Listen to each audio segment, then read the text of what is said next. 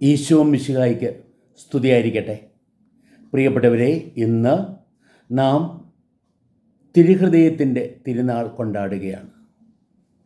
ക്രൈസ്തവരുടെ ഏറ്റവും വലിയ പ്രതീകമാണ്, ചിഹ്നമാണ് ഈശോയുടെ തിരുഹൃദയം. നമ്മുടെ എല്ലാ കുടുംബങ്ങളും തിരുഹൃദയത്തിന് പ്രതിഷ്ഠിക്കപ്പെട്ടതാണ്. നമ്മുടെ ജീവിതം കർത്താവിൻ്റെ തിരുഹൃദയത്തിന് പ്രതിഷ്ഠിക്കപ്പെട്ടതാണ്. ദൈവത്തിൻ്റെ സ്നേഹത്തിൻ്റെ ഏറ്റവും വലിയ പ്രതീകമാണത്. നമുക്ക് വേണ്ടി തുറക്കപ്പെട്ട ദൈവത്തിൻ്റെ ഹൃദയം. എന്നിട്ട് ആ ഹൃദയത്തിലേക്ക് കർത്താവ് നമ്മളെയൊക്കെ മാടി വിളിക്കുക. അധ്വാനിക്കുന്നവരെ, ഭാരം വഹിക്കുന്നവരെ, നിങ്ങൾ എൻ്റെ പക്കലേക്ക് വരുവിൻ, ഞാൻ നിങ്ങളെ ആശ്വസിപ്പിക്കാം എന്ന് പറഞ്ഞ് തൻ്റെ ഹൃദയത്തിലേക്ക് കർത്താവ് നമ്മളെയൊക്കെ മാടി വിളിക്കുക. പ്രിയപ്പെട്ടവരെ, നമ്മുടെ ഹൃദയം ആ കർത്താവിൻ്റെ ഹൃദയത്തിന് വേണ്ടി തുറക്കണം. ഈശോയുടെ ഹൃദയത്തിൽ നമ്മൾ ഇടം കണ്ടെത്തുക മാത്രമല്ല, നമ്മുടെ ഹൃദയത്തിൽ ഈശോയുടെ ഹൃദയത്തിന് ഇടം കൊടുക്കുവാനും നമുക്ക് സാധിക്കണം. അങ്ങനെ ഈശോയിലൂടെ വരുന്ന ദൈവത്തിൻ്റെ സ്നേഹം നുകർന്ന് ആ സ്നേഹത്തിൽ പരിവർത്തനപ്പെട്ട് ആ സ്നേഹത്താൽ പൂരിതരായി മറ്റുള്ളവരിലേക്ക് ദൈവത്തിൻ്റെ സ്നേഹം ചൊരിയുന്നവരായി നമുക്ക് ജീവിക്കുവാനായിട്ട് സാധിക്കണം. ഈശോയുടെ പിളർക്കപ്പെട്ട ഹൃദയം ഇന്ന് നമ്മൾ സുവിശേഷത്തിൽ വായിച്ചു കേട്ടല്ലോ. ഈശോയുടെ ഹൃദയം പിളർക്കപ്പെട്ടപ്പോൾ അവിടുന്ന് രക്തവും വെള്ളവും ഒഴുകി. അനുഗ്രഹത്തിൻ്റെ സ്രോതസ്സാണ് ഈശോയുടെ തിരുഹൃദയം. അവിടെ നിന്ന് ഒഴുകിയ വെള്ളം ജ്ഞാനസ്നാനത്തെയും രക്തം ദിവ്യകുർബാനയെ ഓർമ്മപ്പെടുത്തുക. കൂദാശകളുടെ ഉറവിടമാണ്, അനുഗ്രഹത്തിൻ്റെ ഉറവിടമാണ് ഈശോയുടെ തിരുഹൃദയം. പ്രിയപ്പെട്ടവരെ, ആ തിരുഹൃദയത്തിലേക്ക് നമ്മൾ നോക്കുമ്പോൾ നമുക്ക് ലഭിക്കുന്ന സന്ദേശങ്ങൾ എന്തൊക്കെയാണ്? ഒന്ന്, ഹൃദയം എന്ന് പറഞ്ഞാൽ കേന്ദ്രം. നമ്മുടെ ജീവിതത്തിൻ്റെ കേന്ദ്രമാണ് ഹൃദയം. ദൈവത്തിൻ്റെ ഒരു രൂപത്തിൽ കേന്ദ്രം പോലെ നിലകൊള്ളുന്നു ഈശോയുടെ തിരുഹൃദയം. അവിടെ പിതാവായ ദൈവത്തിൻ്റെ സ്നേഹമുണ്ട്. അവിടെ പുത്രനായ ദൈവത്തിലൂടെ വെളിപ്പെട്ട ദൈവത്തിൻ്റെ സ്നേഹമുണ്ട്.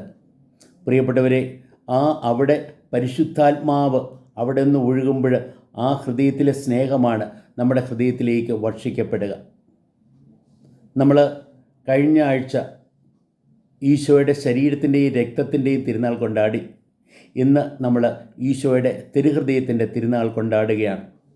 മനുഷ്യനായി അവതരിച്ച ആ ദൈവം, ആ ദൈവത്തിലെ ഓരോ കാര്യവും, ശരീരവും രക്തവും ആ മുറിവുകളും എല്ലാം, പ്രിയപ്പെട്ടവരെ, പ്രത്യേകിച്ച് കർത്താവിൻ്റെ ഹൃദയം തന്നെ ദൈവത്തിൻ്റെ സ്നേഹം വെളിപ്പെടുത്തുന്നതാണ്. കർത്താവിൻ്റെ നോട്ടം, കരുണയോടുള്ള നോട്ടം, കർത്താവിൻ്റെ കരങ്ങൾ നമ്മളെ മാടി വിളിക്കുക. തൻ്റെ ഹൃദയം കാണിച്ചുകൊണ്ട് ആ കർത്താവ് നമ്മളെ മാടി വിളിക്കുന്നപ്പം കർത്താവിൻ്റെ കരങ്ങൾ പോലും അവിടുത്തെ സ്നേഹത്തെ ഓർമ്മപ്പെടുത്തുക. നമ്മൾ ഇന്ന് ഈ തിരുനാൾ കൊണ്ടാടുമ്പോൾ അതിലൂടെ സഭ നമ്മളെ പ്രത്യേകിച്ച് ഓർമ്മപ്പെടുത്തുന്നത് നമ്മളെ ദൈവം എത്രയേറെ സ്നേഹിക്കുന്നു എന്നുള്ളതാണ്.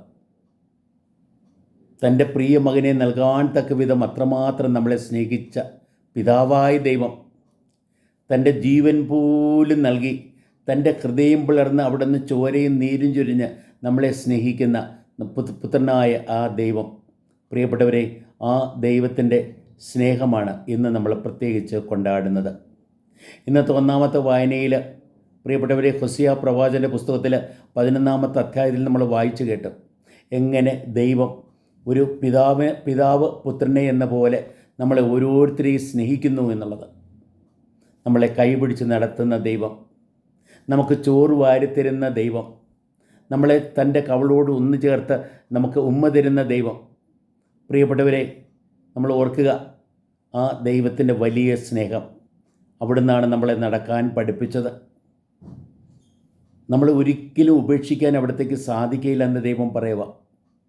ദൈവത്തിൻ്റെ ആ വലിയ സ്നേഹം, പ്രിയപ്പെട്ടവരെ, ആ ദൈവത്തിൻ്റെ സ്നേഹത്തിൻ്റെ സ്രോതസ്സിൽ നിന്ന്, ഈശോയുടെ തിരുഹൃദയത്തിൽ നിന്ന് നമ്മൾ അനുഗ്രഹത്തിൻ്റെ ആ രക്ഷയുടെ ജലം കോരിയെടുക്കുന്നതിനെക്കുറിച്ച് ഇന്നത്തെ സങ്കീർത്തനം പ്രത്യേകം പറയുക.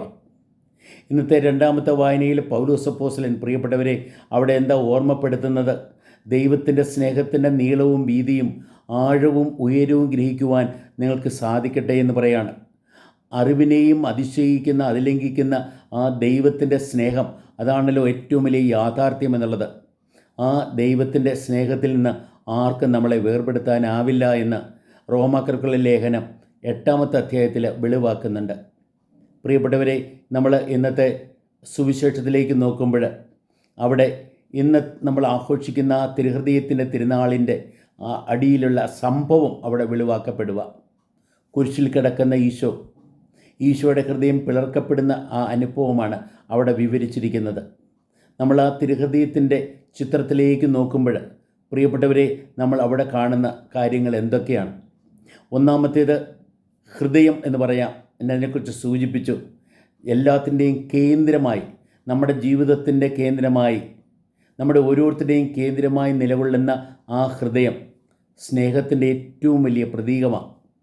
പ്രിയപ്പെട്ടവരെ, നമുക്ക് ആ കർത്താവിൻ്റെ ഹൃദയത്തെ നമ്മുടെ ജീവിതത്തിൻ്റെ കേന്ദ്രമായി, നമ്മുടെ കുടുംബത്തിൻ്റെ കേന്ദ്രമായി നിരന്തരം ഉൾക്കൊള്ളുവാനായിട്ട് സാധിക്കണം. ആ ഹൃദയത്തിൽ നിർഗളിക്കുന്ന സ്നേഹം പ്രിയപ്പെട്ടവരെ നമുക്ക് അനുഭവിക്കുവാനും അനുഭവവേദ്യമാക്കുവാനും സാധിക്കണം.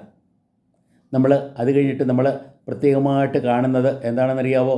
ആ ഹൃദയം നമുക്ക് വേണ്ടി ഇതാ തുറക്കപ്പെട്ടിരിക്കുക. ആ ഹൃദയത്തിൽ നമുക്ക് ഇടമുണ്ട്. നമുക്ക് വേണ്ടി തുറക്കപ്പെട്ട ഹൃദയത്തിൽ നമുക്ക് വേണ്ടി ഇടമുണ്ട്. അവിടെ നമ്മൾ കർത്താവിൻ്റെ ഹൃദയത്തിൽ പ്രിയപ്പെട്ടവരെ നമ്മൾ ഇടം കണ്ടെത്തണം. എൻ്റെ കർത്താവ് യോഹന്നാൻ തൻ്റെ സുവിശേഷത്തിൽ തന്നെ അവതരിപ്പിക്കുന്നത് ഈശോ സ്നേഹിച്ച ശിഷ്യൻ എന്നാണ്. അതേപോലെ നമുക്കും ആ കർത്താവിൻ്റെ ആ സ്നേഹം പ്രത്യേകം നുകരാൻ സാധിക്കണം. എന്നിട്ട് മാത്രമല്ല പ്രിയപ്പെട്ടവരെ, നമ്മുടെ ഹൃദയം തുറന്ന് ആ കർത്താവിൻ്റെ ഹൃദയത്തെ നമ്മിലേക്ക് ഏറ്റുവാങ്ങാനായിട്ട് നമുക്ക് സാധിക്കുകയും വേണം. നമ്മൾ ആ ചിത്രത്തിൽ നോക്കുമ്പോൾ ഒരു കരം തൻ്റെ ഹൃദയത്തെ ചൂണ്ടിക്കാണിക്കുന്നു.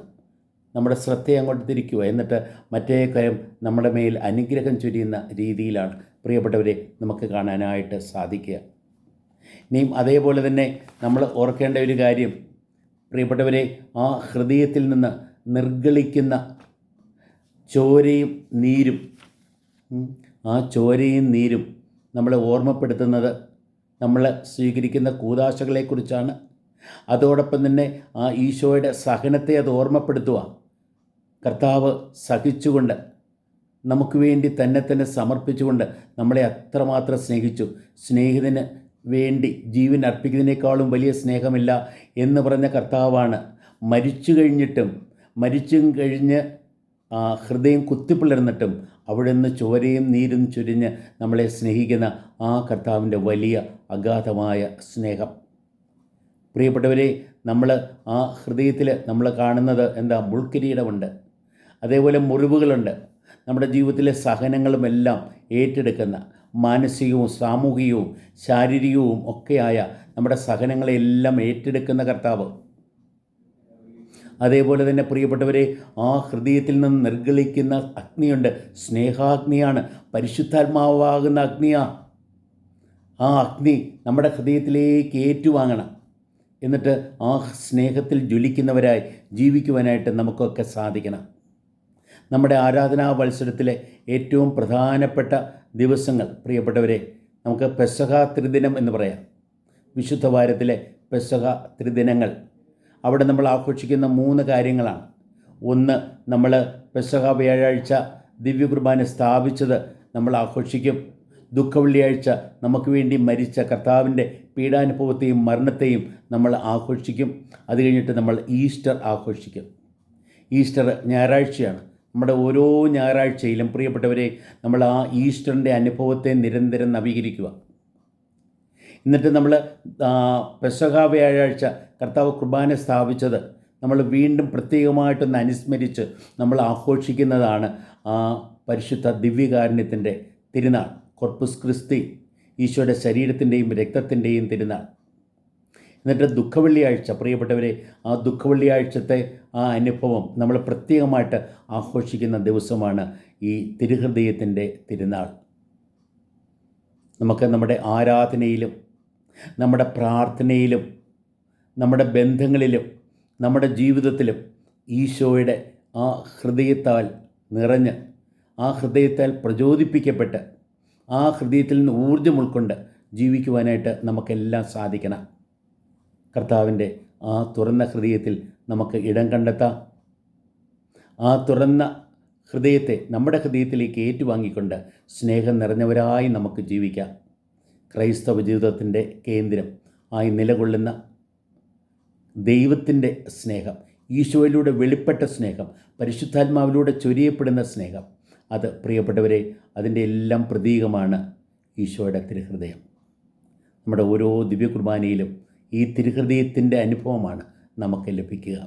ആ തിരുഹൃദയം നമ്മളോട് സംസാരിക്കട്ടെ, ആ തിരുഹൃദയം നമ്മോട് കൂടെ ആയിരിക്കട്ടെ, ആ തിരുഹൃദയത്തിൽ നിർഗളിക്കുന്ന അനുഗ്രഹം നമ്മിലേക്ക് ചൊരിയപ്പെടട്ടെ. അങ്ങനെ ദിവ്യകുർബാനയിൽ പങ്കെടുത്തുകൊണ്ട് കർത്താവിൻ്റെ വചനം ഉൾക്കൊണ്ടുകൊണ്ട് ദിവ്യകാരുണ്യം സ്വീകരിച്ചുകൊണ്ട് നമുക്ക് കർത്താവിൻ്റെ ഹൃദയത്താൽ നിറയപ്പെടാം. കർത്താവിൻ്റെ ഹൃദയത്തിലെ സ്നേഹവും അനുഗ്രഹവും രക്ഷയും കൊണ്ട് നമുക്ക് നിറയപ്പെടാം.